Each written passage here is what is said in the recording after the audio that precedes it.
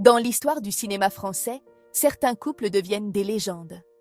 Mais rares sont ceux dont l'amour a traversé les tempêtes, les succès, les blessures, sans jamais se figer dans l'image parfaite. Simone Signoret et Yves Montand font partie de ces rares histoires qui résistent au temps.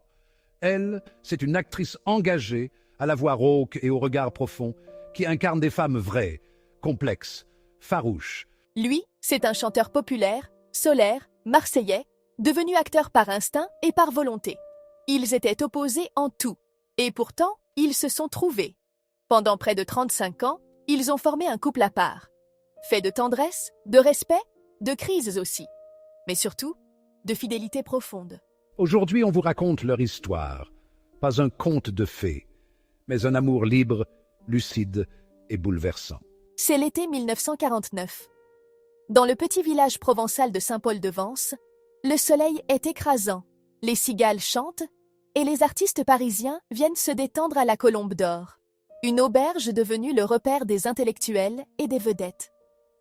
Ce jour-là, dans ce décor simple mais chaleureux, deux mondes vont se croiser. Simone Signoret, déjà actrice reconnue du cinéma français, y séjourne avec des amis. Elle a 28 ans, un regard franc, une voix grave et cette allure qui impose le respect sans jamais le chercher. Elle est encore mariée à Yves Allégret, réalisateur réputé, avec qui elle a une petite fille, Catherine. Yves Montand, lui, est un autre type de personnage. Fils d'immigrés italiens, autodidacte, ouvrier avant d'être artiste, il s'est fait connaître grâce à Édith Piaf, qui l'a lancé quelques années plus tôt. Il a le charisme d'un homme du peuple, l'élégance brute, la gouaille marseillaise et une ambition brûlante. Ils ne sont pas faits du même bois, pas issus du même monde, pas à la même étape de leur vie. Et pourtant, le coup de foudre est immédiat.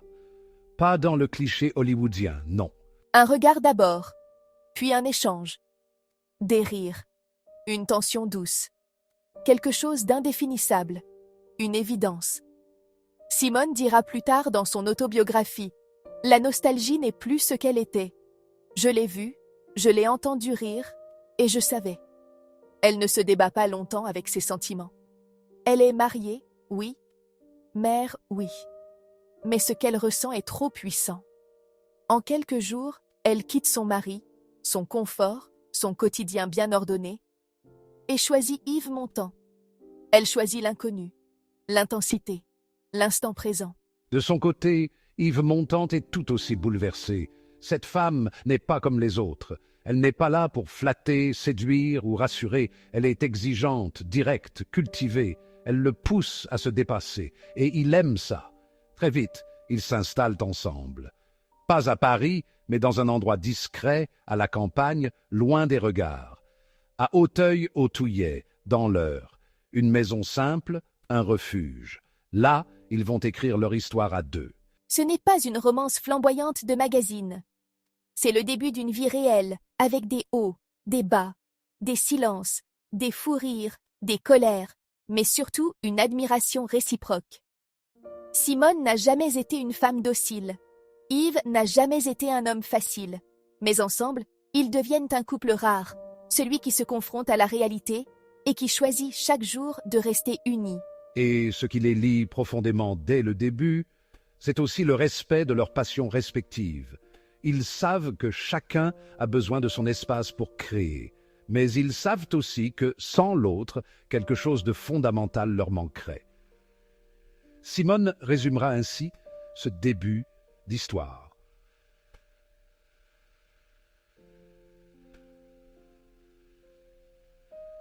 C'était un coup de foudre, mais pas une étincelle, c'était une lumière stable. Le début des années 1950 marque l'ascension parallèle de deux artistes.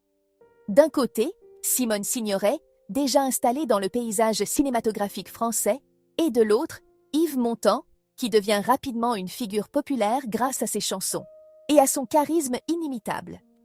Mais ce que peu de couples savent faire, eux vont y parvenir, tracer chacun leur route, sans jamais perdre de vue l'autre. Simone Signoret explose en 1952 avec le rôle de Marie dans Casque d'Or, réalisé par Jacques Becker. Elle y incarne une prostituée au grand cœur, prise entre deux hommes dans le Paris populaire de la Belle Époque. Son jeu est d'une justesse bouleversante. Le public est conquis. La critique aussi. Elle devient une star. Mais Simone reste lucide. Elle ne veut pas se laisser enfermer dans une image. Elle continue à choisir des rôles exigeants, souvent tragiques, parfois engagés, toujours humains. Son cinéma parle des failles, des douleurs, des luttes intérieures. C'est un cinéma social, presque politique. Yves Montand, lui, est sur scène. Chanteur à succès, héritier de la chanson réaliste de Piaf, il enchaîne les tournées. Ses titres comme Les Feuilles mortes, Battling Joe, C'est si bon ou Le gamin de Paris font le tour du pays. Il conquiert les foules avec sa voix chaude, ses gestes larges, son aisance naturelle. Mais Yves Montand ne veut pas être qu'un chanteur populaire. Il rêve de cinéma, il doute, il hésite.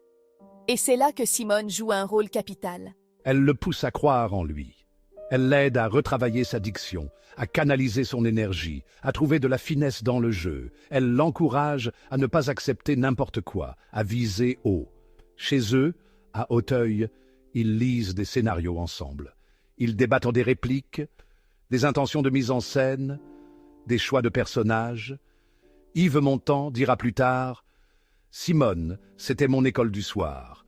Elle m'a appris à penser, à douter, à regarder le monde autrement. » Mais ce n'est pas une relation à sens unique. Montand, lui aussi, inspire Simone. Il l'aide à se relâcher, à décompresser. Dans un milieu parfois guindé, il lui apporte l'humour, la spontanéité, le goût du risque. Il la fait rire.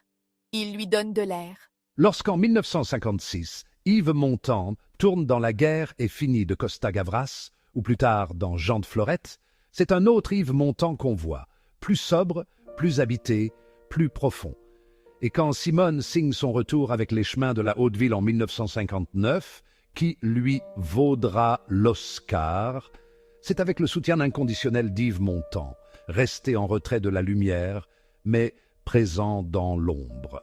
Leur complicité, on la ressent jusque dans leur silence public. Pas besoin de s'afficher, de se justifier, de jouer au couple parfait. Ils sont eux-mêmes. Et c'est ce qui fascine. Ils forment un couple de cinéma, mais jamais un couple fabriqué pour le cinéma. Chez eux, pas de strass, pas de rivalité. Deux trajectoires, deux passions, un foyer. Et au milieu de tout cela, un respect profond, une admiration mutuelle, une fidélité intellectuelle.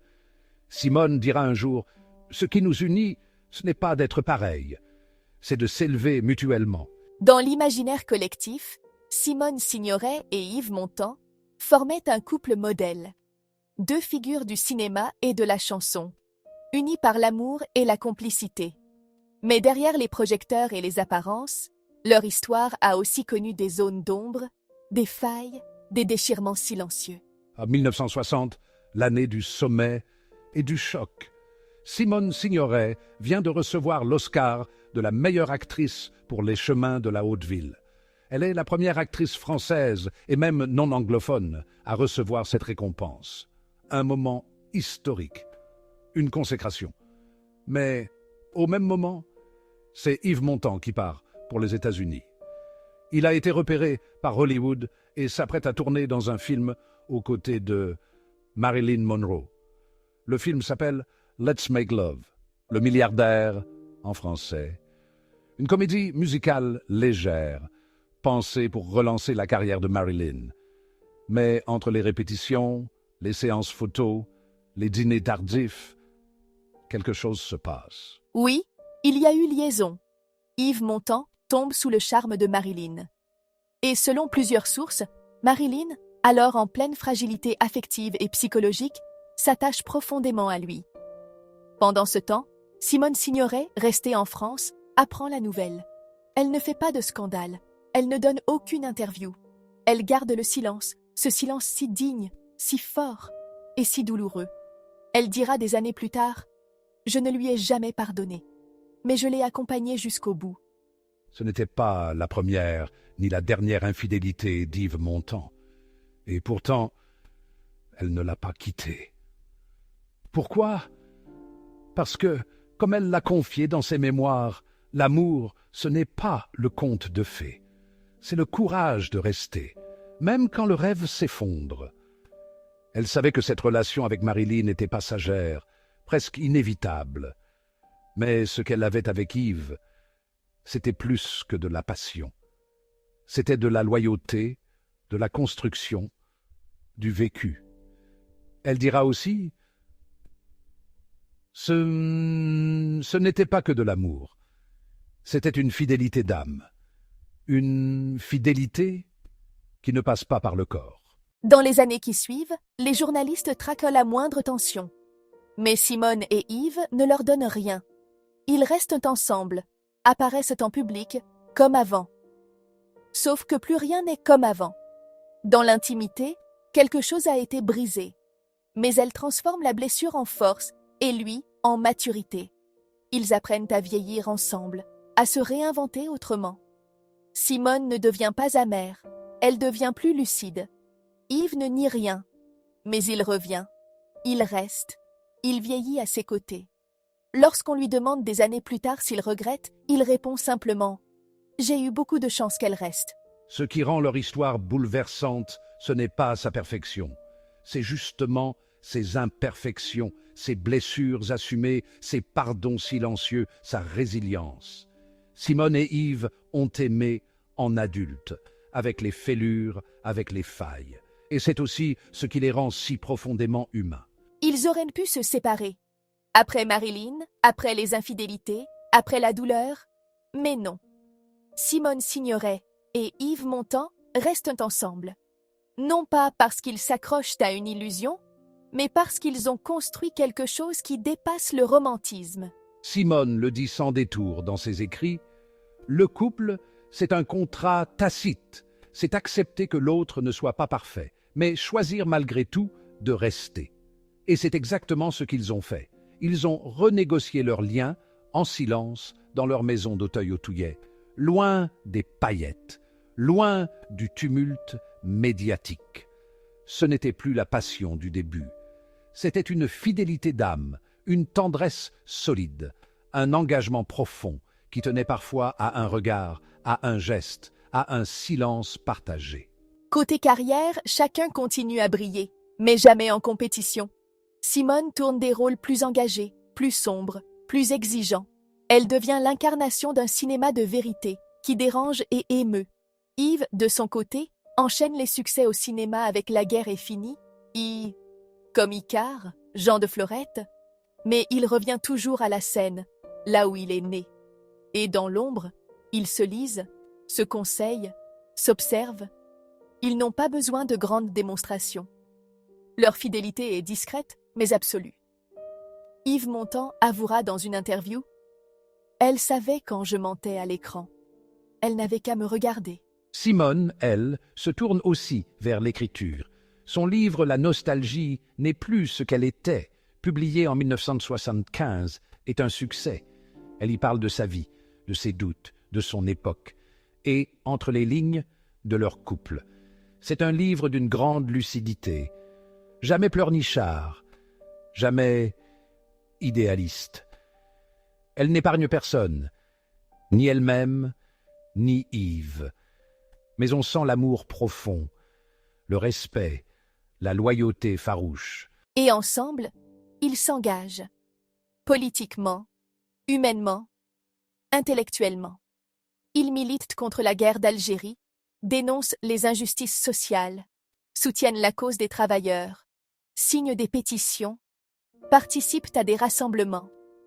Ils ne veulent pas seulement être des artistes applaudis, ils veulent être des citoyens éveillés. Simone dira « À quoi bon jouer des rôles de femmes fortes si l'on baisse les yeux dans la vraie vie ?» Les années passent, ils vieillissent ensemble. Ils savent que l'amour change de forme. Ce n'est plus la passion fougueuse, c'est la main qui reste posée sur l'autre dans le silence, c'est le regard qui anticipe sans parler, c'est l'humour qui protège quand la fatigue arrive. Simone est parfois fatiguée, elle souffre de santé. Yves vieillit lui aussi, mais il est là. Il ne part pas, il ne fuit pas. Un jour, Yves Montand résume leur couple avec une phrase simple. J'ai aimé beaucoup de femmes, mais j'ai vécu avec Simone. Et c'est ça qui compte. Le 30 septembre 1985, Simone Signoret s'éteint à l'âge de 64 ans. Elle est affaiblie par la maladie, fatiguée par les combats, mais toujours digne. À son chevet, Yves Montand est là, silencieux, bouleversé. L'homme solaire, l'amuseur, le chanteur, l'acteur, n'a jamais paru aussi seul. Dans les années qui suivent, il continue à tourner, à chanter parfois. Mais quelque chose s'est éteint en lui. Quand on lui parle de Simone, ses yeux s'embuent, sa voix devient grave. Il ne cache pas ses fautes, mais il ne cache pas non plus l'amour profond qu'il a toujours eu pour elle. Il dira un jour, on ne remplace pas une femme comme Simone, on vit avec son absence. Il meurt dans 1991, 6 ans après elle. Et aujourd'hui encore, leur histoire continue de résonner. Parce qu'elle est imparfaite, oui, mais elle est vraie. Un amour sans illusion, sans phare. Un amour qui a connu l'éclat et l'ombre. Un amour qui, malgré tout, a tenu debout. Merci d'avoir regardé cette vidéo. Si elle vous a touché, laissez un commentaire, un like ou partagez-la à quelqu'un qui croit, lui aussi, qu'aimer, c'est peut-être, avant tout, rester. Et comme le disait Simone Signoret, le bonheur, ce n'est pas ce qu'on vous donne, c'est ce qu'on décide de garder.